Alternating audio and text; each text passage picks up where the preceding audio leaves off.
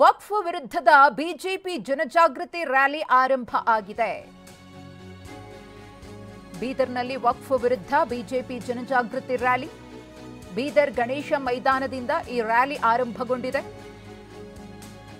ಬಸನಗೌಡ ಪಾಟೀಲ್ ಯತ್ನಾಳ್, ರಮೇಶ್ ಜಾರಕಿಹೊಳಿ, ಹಾಗೆಯೇ ಅರವಿಂದ ಲಿಂಬಾವಳಿ, ರೈತರು ಮತ್ತು ಬಿಜೆಪಿ ಮುಖಂಡರು ಈ ರ್ಯಾಲಿಯಲ್ಲಿ ಭಾಗಿಯಾಗಿದ್ದಾರೆ. ಜೆಡಿಎಸ್ ನಾಯಕ ಬಂಡೆಪ್ಪ ಕಾಶಂಪುರ ಅವರು ಕೂಡ ಭಾಗಿಯಾಗಿದ್ದಾರೆ. ಬೀದರ್ ಗಣೇಶ ಮೈದಾನದಿಂದ ಡಿಸಿ ಕಚೇರಿಯವರೆಗೆ ಪಾದಯಾತ್ರೆ. ರೈತರ ಪಹಣಿಯಲ್ಲಿ ವಕ್ಫ್ ಬೋರ್ಡ್ ಹೆಸರು ತೆಗೆಸಲು ಮನವಿ. ಜಿಲ್ಲಾಧಿಕಾರಿಗೆ ಮನವಿಯನ್ನ ಸಲ್ಲಿಸಲಿರುವ ಬಸನಗೌಡ ಪಾಟೀಲ್ ಯತ್ನಾಳ್. ಗಮನಿಸ್ತಾ ಇದ್ದೀರಿ, ಭಾರತೀಯ ಜನತಾ ಪಾರ್ಟಿ ವಕ್ಫ್ ವಿಚಾರಕ್ಕೆ ಸಂಬಂಧಪಟ್ಟಂತೆ ಜನಜಾಗೃತಿಯನ್ನ ಮೂಡಿಸುವ ನಿಟ್ಟಿನಲ್ಲಿ ಈ ಒಂದು ಬೃಹತ್ ರ್ಯಾಲಿಯನ್ನ ಹಮ್ಮಿಕೊಳ್ಳಲಾಗಿದೆ. ವಕ್ಫ್ ರಾಜ್ಯಾದ್ಯಂತ ವಿವಾದವನ್ನ ಹುಟ್ಟುಹಾಕಿತ್ತು. ರೈತರ ಭೂಮಿ, ದೇವಸ್ಥಾನ, ಬೇರೆ ಬೇರೆ ಜಾಗಗಳು ಅಂತಾನೆ ನೋಡಿದೆ. ವಕ್ಫ್ ಜಾಗ ಅಂತ ಹೇಳಿ ನಮೂದಾಗಿದೆ ಪಹಣಿಯಲ್ಲಿ. ಅನೇಕ ರೈತರು, ಜನರು ಆಕ್ರೋಶವನ್ನು ವ್ಯಕ್ತಪಡಿಸಿದ್ರು.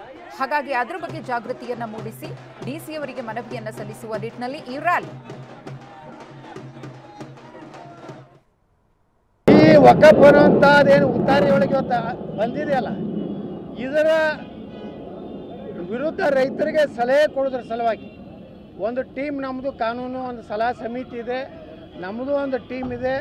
ನಾವೆಲ್ಲರೂ ಕೂಡಿ ಇಡೀ ಕರ್ನಾಟಕದಲ್ಲಿ ಮೊದಲ ಹಂತದಲ್ಲಿ ಇವತ್ತು ಬೀದರು, ನಾಳೆ ಕಲಬುರಗಿ, ನಾಡ್ದ ಯಾದಗಿರಿ, ರಾಯಚೂರು, ಅಲ್ಲಿಂದ ಬಾಗಲಕೋಟೆ ಮತ್ತು ಬೆಳಗಾವಿ ಒಂದು ಹಂತದ ಒಂದು ಜಾಗೃತಿ ಅಭಿಯಾನವನ್ನು ಮಾಡ್ತೀವಿ.